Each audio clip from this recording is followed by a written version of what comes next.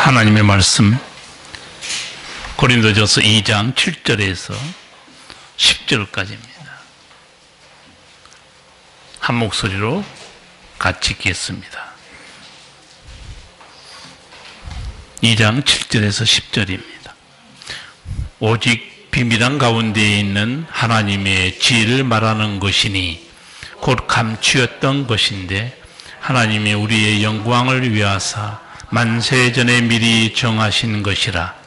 이 지혜는 이 세대의 관원이 하나도 알지 못하였나니 만일 알았다면 영광의 주를 십자가에 못 박지 아니하였으리라. 기록된 바 하나님이 자기를 사랑하는 자들을 위하여 예비하신 모든 것은 눈으로 보지 못하고 귀로도 듣지 못하고 사람의 마음으로도 생각지 못하였다 함과 같으니라. 오직 하나님이 성령으로 이것을 우리에게 보이셨으니 모든 것 곧 하나님의 깊은 것이라도 통달하시느니라. 아멘.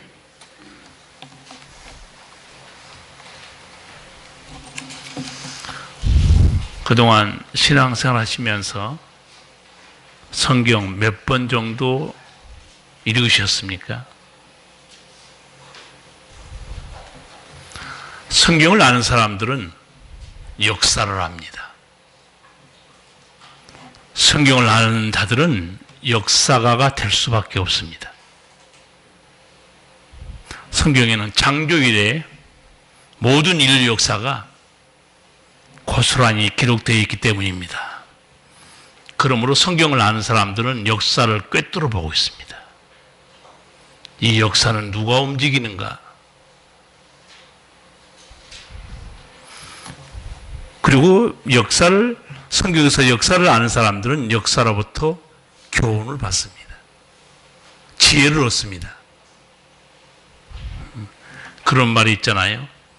역사를 잊은 민족에게 미래는 없다. 우리 개인에게 적용되는 말로 바꿔서 말씀드릴까요? 고통을 당하고 망했는데도 그로부터 교훈을 얻지 못한 자는 소망이 없다는 말입니다. 성경은 창세기부터 예수님 시대까지 인간의 죄악의 역사를 낱낱이 기록하고 있습니다.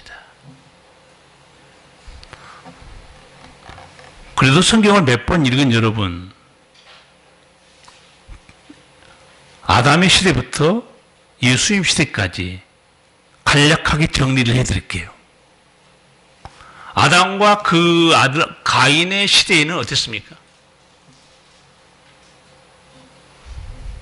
아담은 하나님을 거역했고 죄가 들어와서 죄의 종이 된 가인은 동생을 쳐 죽였습니다. 하나님의 그 모습을 보시고 형벌과 저주를 내렸어요. 인간에게도 자연에게도. 살인과 고통의 역사로 점철되어 있습니다. 하나님을 닮은 형상 다 깨져버렸어요. 노아의 시대는 어땠을까요? 창세기 6장 한번 읽어드릴게요.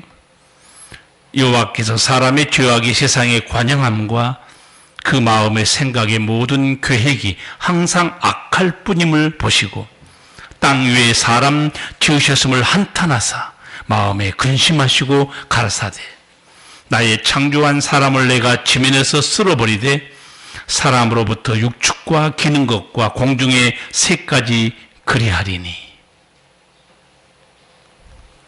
오죽하면 하나님께서 다 쓸어버릴 것이라고 말씀하겠습니까? 사람 지으셨음을 한탄했다고 그랬어요. 세월이 많이 지났습니다. 다윗 왕 시대는 어땠을까요? 다윗 왕 시대의 사회상, 다윗이 쓴 시편만 읽어봐도 금방 알 수 있어요. 시편 14편 제가 읽어드릴게요. 여호와께서 하늘에서 인생을 굽어 살피사 지각이 있어 하나님을 찾는 자가 있는가 보려 하신즉 다 치우쳤으며 함께 더러운 자가 되고 선을 행하는 자 없으니 하나도 없도다. 다윗 시대 별 차이 없죠. 다윗의 아들 솔로몬. 솔로몬이 인생을 보고 쓴 말이 전도서 9장 3절에 있습니다. 가끔 제가 여러분에게 읽어드린 말씀이에요.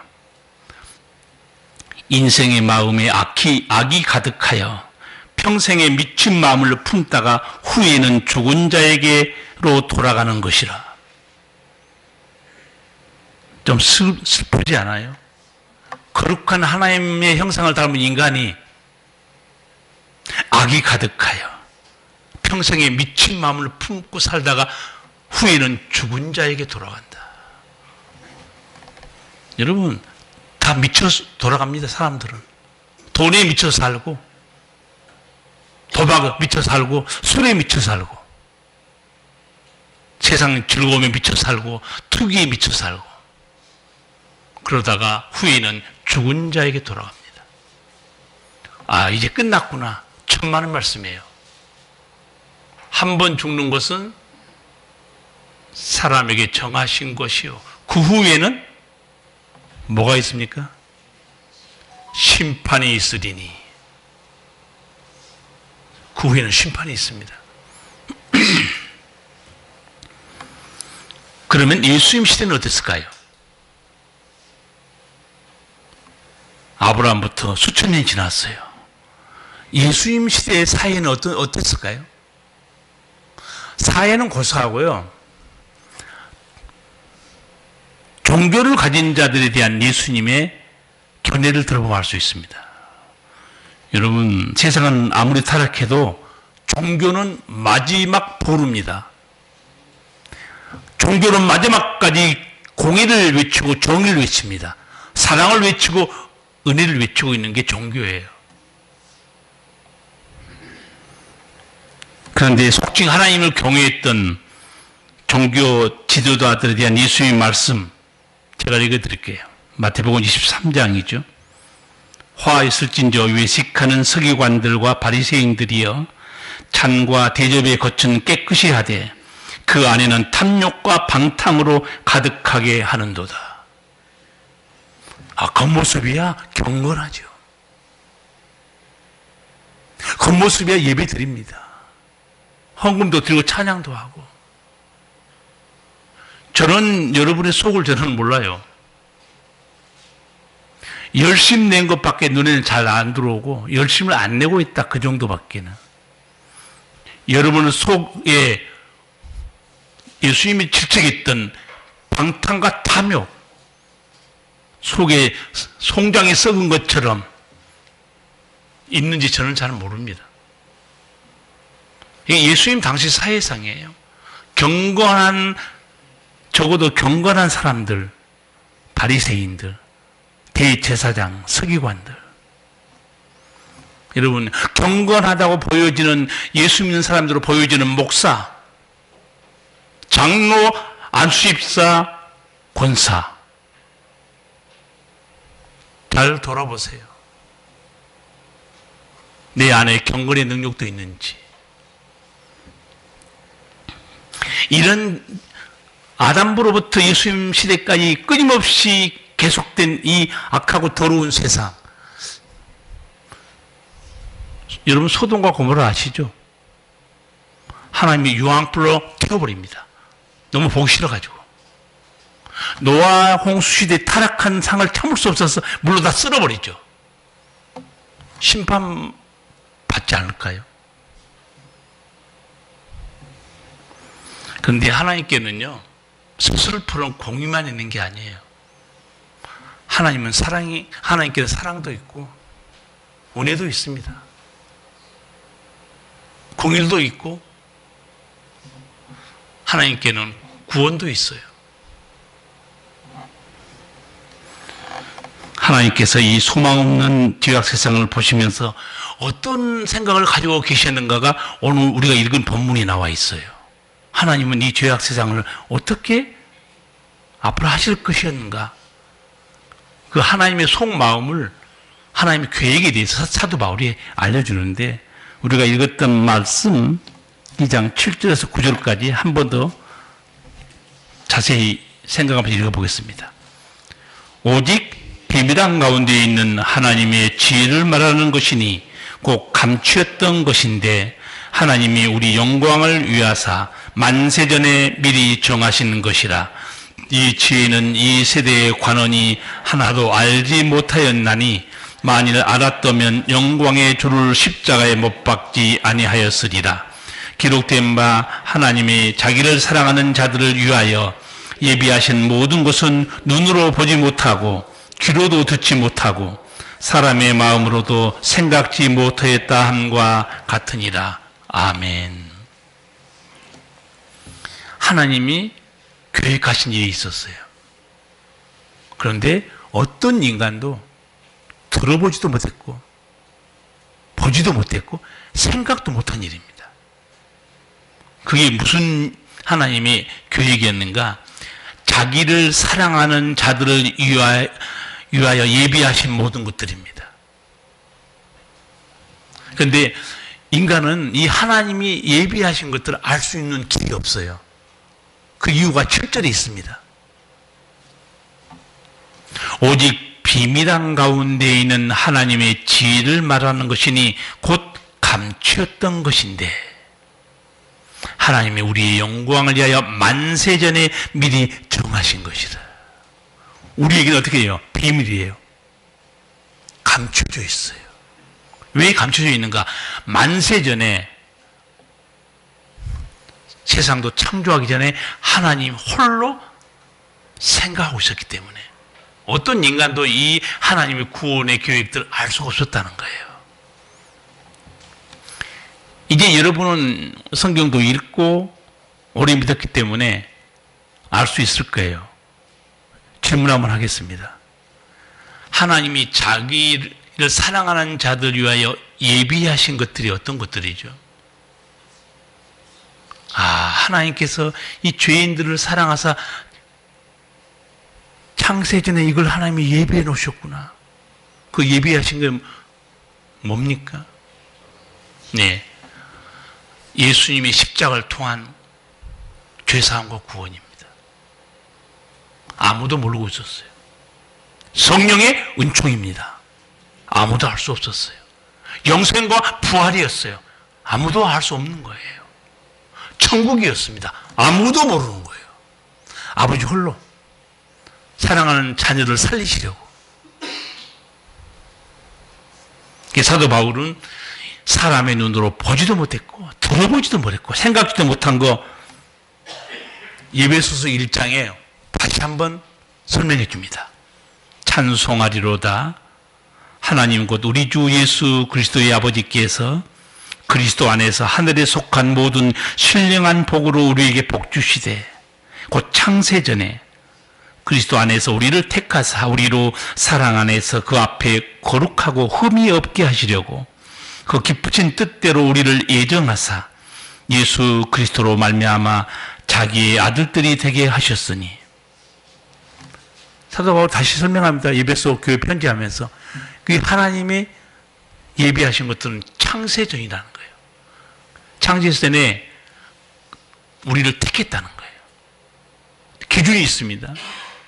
하나님의 임의로 너는 내가 택해주고 너는 안 택하고 이게 아니고 그리스도 안에서 우리를 택해줍니다.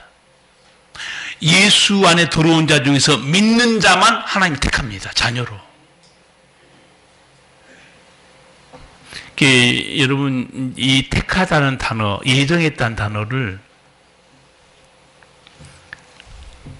하나님 혼자 우리는 아무것도 모르는 상태에서 너는 하나님의 자녀로 예정, 너는 하나님의 자녀로 내가 택해주고 그게 아니고 그리스도 안에요. 예수님 안에서 우리를 택해줍니다. 근데 택할 때 어떻게 택한 줄 아세요? 예수님이 결혼잔치 비유를 말씀하신 적이 있어요.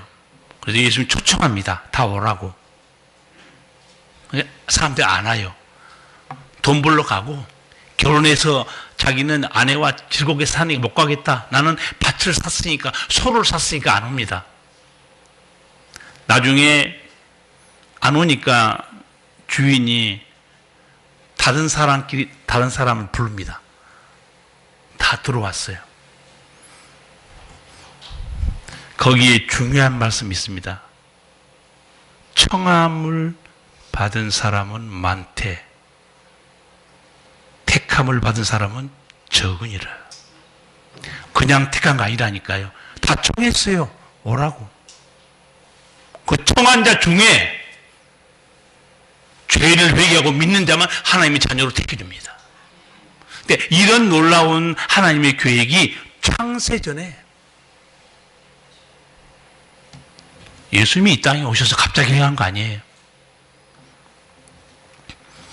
하나님이 놀라운 구원의 비밀 창세전에 계획했던 이 하나님의 계획이요, 이제 성경을 통해서 우리에게 들려오기 시작합니다. 어떻게 이 들려오는가 오늘 제가 간략하게 정리해 드릴게요. 하나님 홀로 창세전에 계획했던 그 놀라운 구원의 계획들이 이제 드디어 세상 속에 들려오기 시작해요. 첫 번째, 창세기 3장 15절입니다. 아기 예수가 어떻게 여기 구원의 비밀로 오는가? 창세기 3장 15절에 내가 너로 여자와 원수가 되게 하고 너의 후손도 여자의 후손과 원수가 되게 하리니 여자의 후손은 네 머리를 상하게 할 것이요 너는 그 발꿈치를 상하게 할 것이니라. 제가 성경을 이렇게 창세기부터 쭉 그렇게 연구하고 공부하면서 느낀 거는요, 하나님의 예언은 있죠, 퍼즐과 같습니다. 하나님의 예언은 한꺼번에 다 공개되지 않아요. 차근차근 하나님 보여줍니다. 차근차근. 여기에 지금 나타난 것은 여자의 후손이에요. 여자의 후손은 분명히 사람입니다. 근데 뱀의 머리는, 뱀은 사탄의 권세입니다. 사람이 사탄의 권세를 깨뜨리지 못합니다. 그런데 여러분에게 내가 쉽게 설명해 준 적이 있어요. 신학대학원에 들어가면 목사는 성경을 제대로 읽기 위해서 히브리어도 배우고 헬라어도 배웁니다.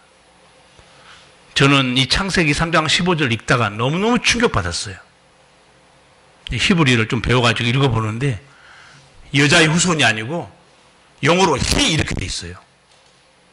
그리가 뱀의 머리를 깨뜨릴 것이다. 난 너무 놀랐어요.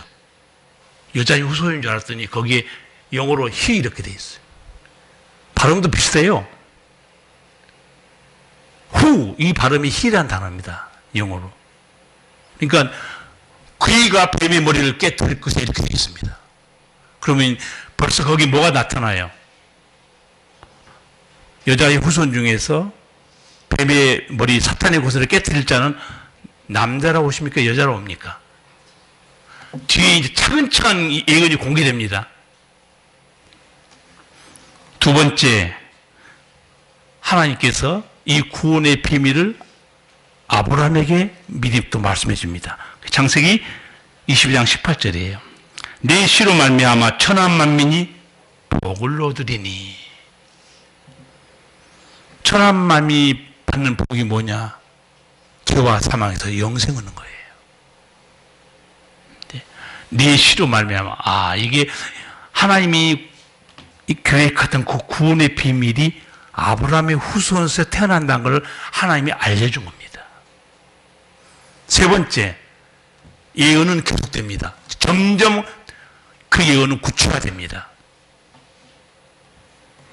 이사야 선지자 이사야 7장 14절에서 말합니다. 보라, 처녀가 잉태하여 아들을 낳을 것이요 그 이름을 임마누엘이라 하리라. 아까 창세기 3장 15절에서 그이가 이렇게 나와 있죠. 여기는 아들 구체화됩니다. 처녀가 잉태하여 아들을 낳는다. 저는 이 성경을 보면서요, 이사야는 믿었을까요? 처녀가, 그것도 아들인데 하나님의 아들이었어요. 임마누엘이기 때문에. 이사야는 자기가 예언해놓고 믿었을까요? 어떻게 처녀가 잉태해 아들을 낳을까? 이 예언을 들은 사람들도 과연 믿었을까요? 근데 여러분, 성경에 있는 말씀 중에요, 하나님이 하신 말씀 있잖아요. 우리가 신경 쓸 일이 아니에요. 그건 하나님이 하나님의 방식대로 하십니다. 하나님이 하나님의 방식대로 해요. 하나님이 약속한 거는. 우리가 믿고 말고 걱정할 영역이 아니에요, 사실은. 자, 과연 하나님은 정말 처녀가 잉태하여 아들을 낳게 어떻게 하시지? 그거 마태복음 1장 보면 여러분이 현장에서 보게 됩니다. 아, 진짜로 처녀가 잉태하여 아들을 낳는구나. 마태복음 1장 20절 이하에 보면, 다윗의 자손 요셉아, 내 아내 마리아 데려오기를 무서워 말라. 저에게 잉태된 자는 성령으로 된 것이라. 아들을 낳으리니 그 이름을 예수로 하라. 이는 그가 자기 백성을 저희 죄에서 구원할 자이심이라 하니라. 이 모든 일에 된 것은 주께서 선지자로 하신 말씀을 이루려 하심이니, 가라사대 보라, 처녀가 잉태하여 아들을 낳을 것이요 그 이름은 임마누엘이라 하리라. 천사가 알려줍니다. 왜냐하면 이제 요셉이 마리아와 아직 결혼을 안 했어요. 우리말로 하면 약혼 정도죠. 약혼 정도인데 마리아의 자기 약혼자가 아기를 갖는 것을 알게 됐어요. 여러분 성경 보면 요셉은 의로운 사람이라고 그랬어요. 조용히 끊고자 했다고 그랬습니다. 조용히 덮어두겠다는 거예요. 왜? 자기 약혼녀가 아기를 가졌는데 까발리면 어떻게 될까요? 동네 사람 들어보시오. 내가 마리아하고 약혼했는데 이 여자 나가 잠도 안 자는데 애를 가졌어요. 어떻게 될까요? 레이기에 답이 있어요. 가늠한 여자 돌로 쳐 죽이라고 그랬어요. 그런데 요셉은 조용히 끊고자 했습니다. 누구하고 자서 바람을 피워서 애를 가졌는지 모르지만 나는 너하고 안 살면 그만이니까. 근데 천사가 알려줍니다. 제가 읽어드렸죠. 다윗의 자손 요셉아, 내 아내 마리아 데려오기를 무서워 말라. 저에게 잉태된 자는 성령으로 된 것이라. 얼마나 충격받았을까요? 성령으로 잉태? 여러분 성령으로 잉태 믿습니까? 아멘 한 사람 하나도 없네. 안타까운 현실이에요. 우리 교회 성도들은 성령으로 잉태된 거 믿느냐 물으니까 한 명도 대답 안 해요. 목사님 결혼해야 애 낳지. 하나님은요 사람을 4가지 방법으로 만드셔요. 정말 신묘막측합니다. 하나님 인간을 4가지 방식으로 만드신다니까. 첫 번째 어떻게 만드셨어요? 흙으로 빚어서 하나님의 생명을 불어넣습니다. 생명이 된지라. 두 번째는 하나님 어떻게 사람을 또 만드세요? 아담의 갈비뼈를 빼서 만듭니다. 말이 되고 안 되고 그런 헛생각하지 마세요. 제가 미리 말씀했죠. 하나님은 하나님 방식으로 일하신다고. 하나님은 전능하신 분이에요. 인간이 아니에요. 멍청한 인간들이 잘난 척하면서 이런 말해요. 자기가 못하면 하나님도 못한 줄 알아요. 하나님은 전능자예요. 세 번째, 우리 인간이 또 어떻게 만들어집니까? 가장 보편적인 방법이죠. 그게 결혼해서 생명을 잉태하게 만듭니다. 오늘 4번째, 성령으로 잉태하기도 합니다. 하나님은 창조자예요. 전능자입니다. 저에게 잉태된 것은 성령으로 된 것이라. 아들을 낳으리니 이름을 예수로 하라. 이름까지 가르쳐줍니다. 이름을 지어줘요. 이제 그거는 여러분 아시겠죠? 예수 뜻이 뭐죠? 권사님들, 눈 내리깔고 계신 권사님들, 졸고 계시나요? 예수 뜻이 뭐죠? 내가 이제 여러분에게 하나님 뜻이 뭐죠? 물어본 적 있죠? 난 솔직히 말해서 죄송한 얘기지만 저도 집사도 했고 예수 수십 년 믿었는데 부끄럽게도 하나님이란 뜻 자체도 모른 채 나 예수 믿었습니다. 수십 년을.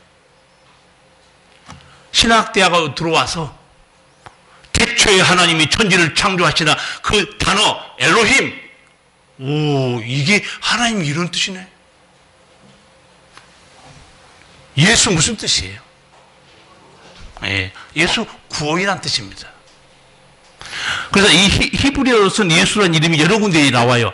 여호수아, 호세아 다 같은 뜻이에요. 구원이란 단어입니다. 그리고 사실 영어 발음에서는 Jesus 그렇게 하는데 실제 예수라는 단어 이름 발음은 헬라어로는 예수스입니다. 예수스예요. 이름 자체가 구원이에요. 그러니까 우리의 구원자로 오신 거예요. 네 번째, 선지자 이사야가 그 하나님이 보내실 그 아기 예수가 어떤 존재인지 정확하게 알려줍니다. 이사야 9장 6절입니다.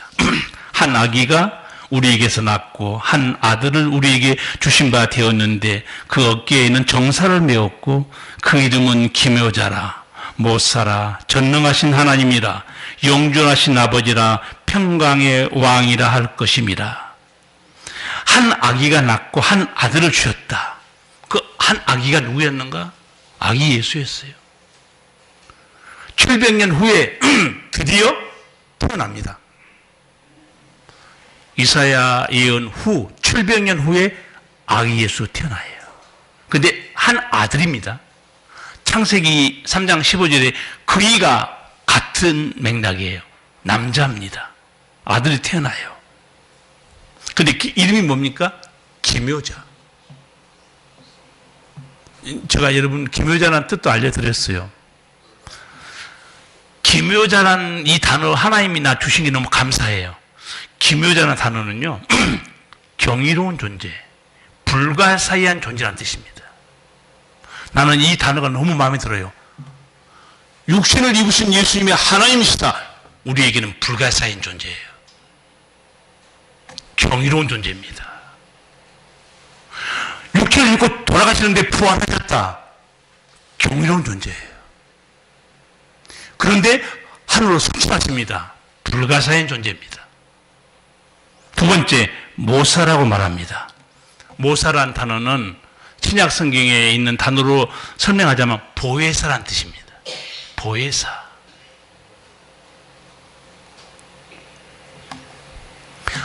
이 성령이 보혜사라고 말씀했죠. 그런데 성경은 예수님이 보혜사예요. 예. 우리말 성경에는 이제 그 단어를, 보혜사라는 단어를 여러 단어로 해석했기 때문에 보혜사라는 단어를 하나 정도밖에 못 볼 거예요. 그래서 이 영어 성경도 보면 이 보혜사를 번역하기 너무 어려워서 그런지 여러 단어로 번역해요. 돕는 자, 헬퍼, 변호하고 상담하는 자, 카운셀러, 위로자, 컴포터. 영어 성경에도 다양하게 번역해놨어요. 그만큼 어려운 거예요. 보혜사라는 뜻은 두 단어가 합쳐져 있다고 제가 알려드렸어요. 곁에, 그리고 변호하고 말하다. 이 합성어가 보혜사라는 뜻입니다. 그러니까 우리 곁에서 항상 우리를 가르쳐 주시고 깨닫게 해주시고 지키시고 인도하시고 살려주시는 역할, 그게 보혜사입니다.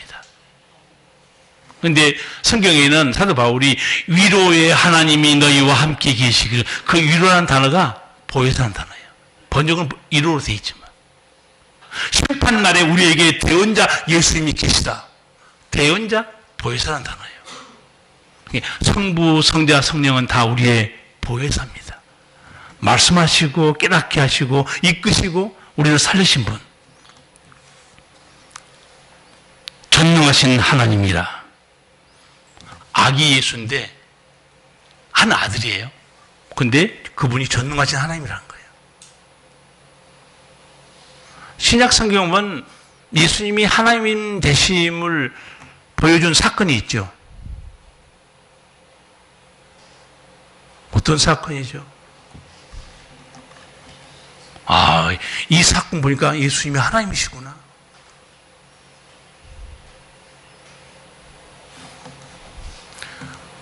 죄 사함의 권세는 하나님밖에 안 가지고 계십니다. 근데 예수님이 죄 사함의 권세를 행한 적이 있었죠. 그 케이스가요, 한 2번 나옵니다. 예수님이 죄 사함에 대해서 말한 경우가. 중풍병자 침상채 메고 왔잖아요. 들어갈 수 없으니까 지붕을 뚫고 환자를 내립니다. 예수님 앞에. 그때 예수님이 소자야 내 죄 사함을 받았느니라 그래요. 거기 항상 간첩이 하나 있어요. 서기관 앉아 있었습니다. 속으로 그래요.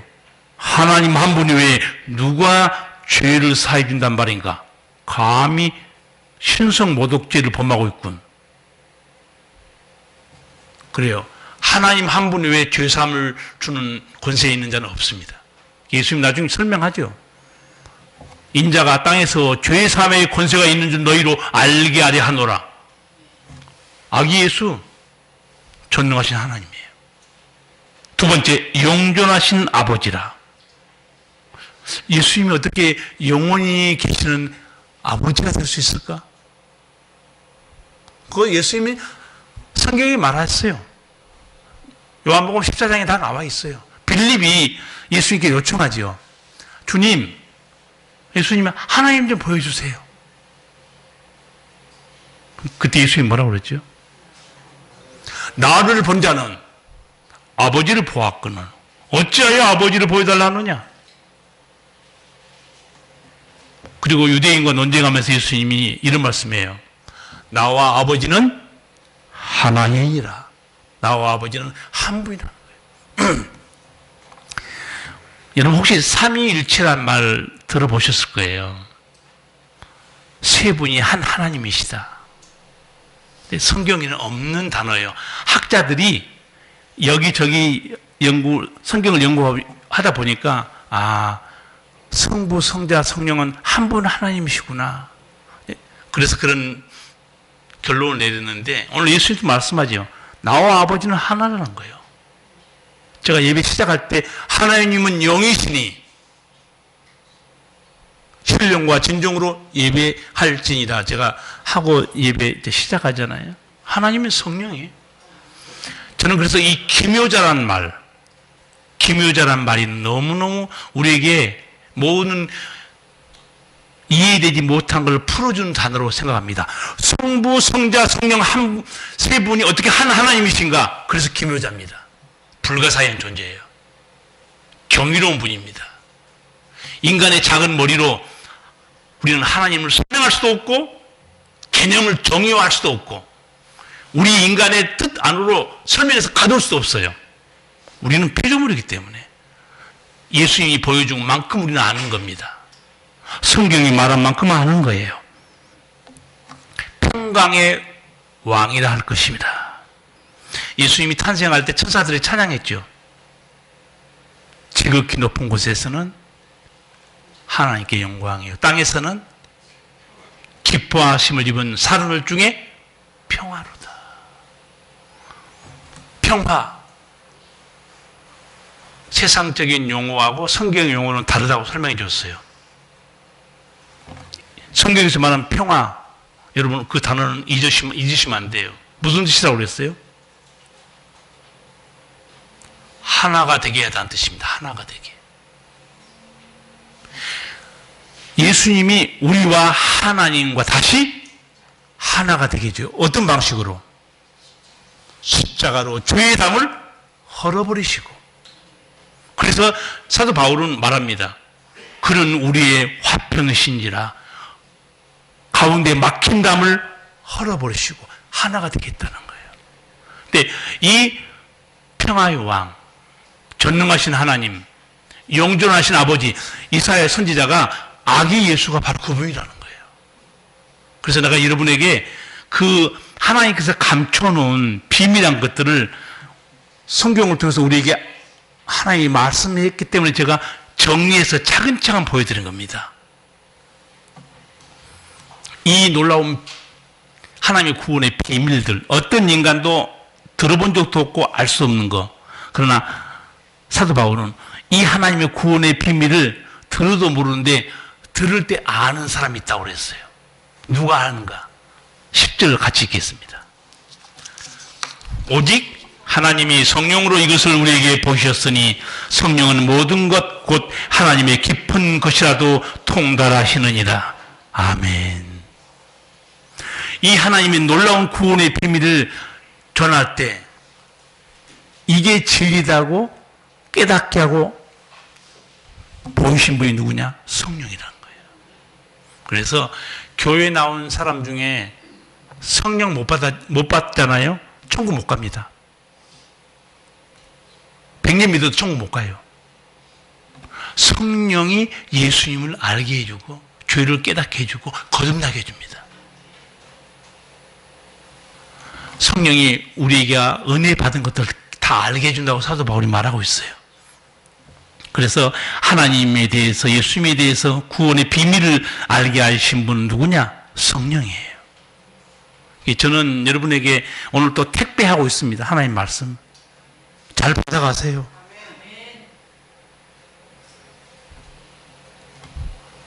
예배당에 가서 예배 드리면서 우리는 하나님의 음성을 듣게 되잖아요.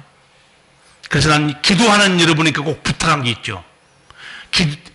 대표해서 기도한 여러분, 다른 기도도 안 해도 이 기도는 꼭 하라고 그랬어요.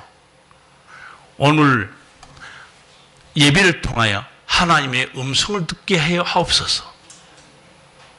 그 기도는 꼭 내가 해달라고 그런 거예요. 왜? 우리 여기 뭐하러 왔어요? 예배 드리면서 하나님의 음성 들어온 거 아니에요? 하나님의 음성 듣고 돌아가야지. 다른 기도보다 대단히 중요합니다. 오늘 주의 종을 통해서 하나님의 음성을 바로 듣게 하시고 주의 뜻을 깨달아 알게 하옵소서. 성경에도 나와 있어요. 주여 말씀하옵소서 종이 듣겠나이다. 들어야 됩니다. 하나님의 음성 듣고 들어가야 돼요. 예수님은 기묘자, 모사, 전능하신 하나님, 영존하신 아버지, 평강의 왕이었어요. 이 아기 예수는 그런데 어디서 태어날 것인가? 그것도 미가 선지자가 예언했습니다. 미가서 5장 2절 베들레헴 에브라다야 너는 유다 족속 중에 작을지라도 이스라엘을 다스릴 자가 네게서 네게로 나올 것이라. 그의 근본은 상고의 태초이니라. 작은 보잘것없는 동네가 베들레헴이었어요. 근데 예수님이 거기서 태어납니다. 이미 예수님 오기 700년 전에 미가 선지자가 예언합니다. 베들레헴 너는 작은 동네지만 거기서 영원한 분이 태어난다. 그리고 이렇게 말해요. 이스라엘을 다스릴 자가. 성도 여러분, 다스리는 자. 이 다스리는 자를 잘 만나야 돼요. 나라마다 다스린 자들이 많죠. 반맞는 우리 역사에도 백성을 다스린 자들이 많았어요. 여러분 역사를 기억하고 있죠. 다스린 자 때문에 백성이 행복하기도 하고 다스리는 자들 때문에 백성이 불행하고 고통당하고 인권을 유린당하고 때로 죽기도 했습니다. 지금도 우리는 대한민국을 다스리는 자들 때문에 어떤 일을 당하고 있습니까?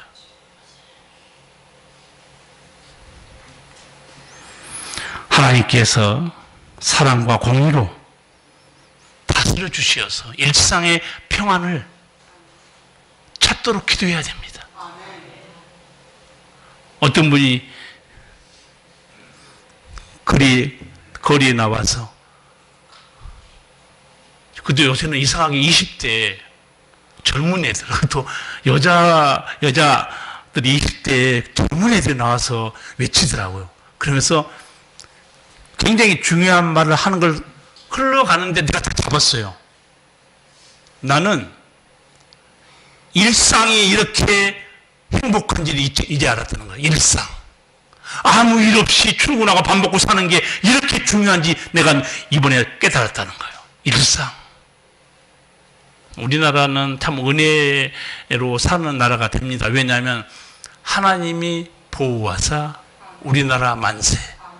혹시 보우 이 단어 아세요? 여러분 뭐 아는 게 뭐예요 그러면? 아는 게 뭐냐고. 보우, 보자가 무슨 보자입니까?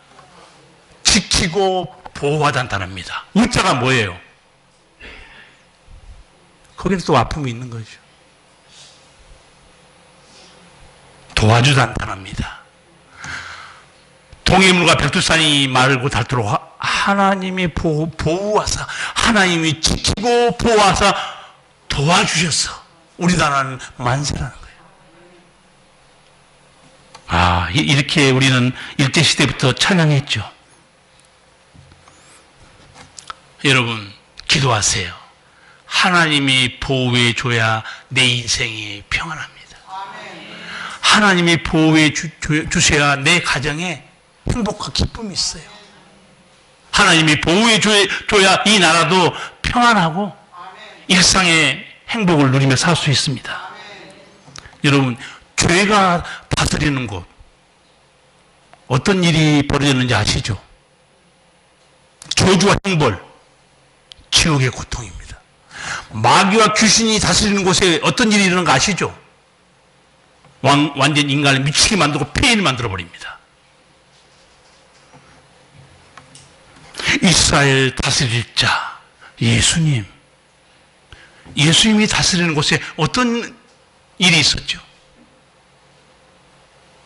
죽은 자가 살아나요. 병든 자가 치유받습니다. 귀신의 고통받는 자가 자유를 얻습니다. 내 마음에 천국이 임해요. 내 마음에 천국뿐만 아니고 영원한 천국을 예수님 선물로 줘요. 가장 행복하고 복된 자가 누구겠어요? 사랑과 은혜로 다스리시는 예수님을 내 삶의 주인으로 모신 분이에요. 예수님이 다스려 주셔야 돼요. 성도 여러분, 죄가 나를 다스리지 못하게 하세요. 마귀가 나를 다스리게 해서는 안 됩니다. 미신이 나를 다스리게 해서는 안 돼요. 세상 것들이 나를 다스리게 해서는 안 됩니다. 오직 평화의 왕으로 오신 아기 예수님, 내 인생을 다스려달라고 기도하시고 내 마음의 중심으로 모시고 복되게 사시기를 축복합니다. 기도하시겠습니다. 주님, 아기 예수 성탄을 기다리면서 하나님께서 우리에게 들려주신 생명의 말씀을 들었습니다. 하나님이 자기를 사랑하는 자들 위하여 예비하신 것들, 너희 눈으로 보지도 못했고 듣지도 못했고 마음으로 생각지도 못하였느니라. 그런데 하나님 우리를 사랑하사 이제 성경을 통하여 우리에게 하나씩 그 구원의 비밀, 예수님에 대해서 우리에게 알게 하시고 이제 예수님을 믿고 영원한 생명을 얻게 하시니 감사합니다. 주여, 기도하옵나니 예수님께서 내 인생을, 내 가정을, 그리고 우리 교회를, 그리고 혼란 속에 있는 이 나라를 주여 다스려 주사 자유와 평안으로 공의와 정의가 강물같이 흐르는 나라가 되어 빛 가운데 사는 나라가 되게 하옵소서. 예수님 이름으로 기도하옵나이다. 아멘.